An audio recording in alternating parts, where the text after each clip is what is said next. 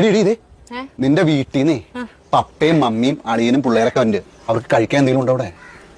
ചേട്ടായുടെ വീട്ടിൽ നിന്ന് ആരെങ്കിലും വന്നു കഴിഞ്ഞാൽ അത് ഉണ്ടാക്കുക ഇത് ഉണ്ടാക്കുന്ന പറഞ്ഞാൽ എനിക്ക് പണി തരും. ഇന്ന് ചേട്ടായിക്ക് നല്ലൊരു പണി കൊടുത്തിട്ട കാര്യമുള്ളൂ. അതെ, നമുക്ക് കുറച്ച് മട്ടൻ ബിരിയാണി മേടിച്ചാലോ? മട്ടൻ ബിരിയാണി മേടിച്ചാൽ കഷ്ണം കുറവായിരിക്കില്ലേ? അതിന്റെ കൂടെ വല്ല ചിക്കൻ 65 അതുപോലെ ബീഫോ അങ്ങനെ എന്തെങ്കിലും മേടിക്കണോ? ദൈവമേ, പണി ചോദിച്ചു മേടിക്കുകയാണല്ലോ.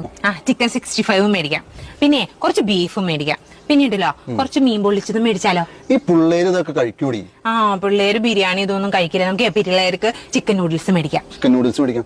പിന്നെ പിള്ളേർക്ക് ഐസ്ക്രീം ഭയങ്കര ഇഷ്ടമായിരിക്കില്ല, അത് മേടിക്കണ്ടേ? ഐസ്ക്രീം ഭയങ്കര ഇഷ്ടം, എനിക്ക് ഭയങ്കര ഇഷ്ടം. മേടിച്ചോ. ഇത്രയും പോരേടി. അളിയാ കേട്ടില്ലേ? ഈ പറഞ്ഞതൊക്കെ വരുമ്പോ മേടിച്ചോണ്ട് വരാട്ടോ. ഏതളിയൻ? നിന്റെ ആങ്ങള, അതായത് എന്റെ അളിയൻ. അവൻ വീട്ടിൽ നിന്ന് ഇറങ്ങാൻ നേരത്ത് പറഞ്ഞു, അളിയൻ കടയിലൊന്നും പോയി ബുദ്ധിമുട്ടണ്ട, എന്നാ വേണ്ടെന്ന് വെച്ചാൽ ഞാൻ മേടിച്ചോണ്ട് വരാന്ന് പറഞ്ഞു. ഞാൻ ആയിക്കോട്ടെ എന്നും പറഞ്ഞു.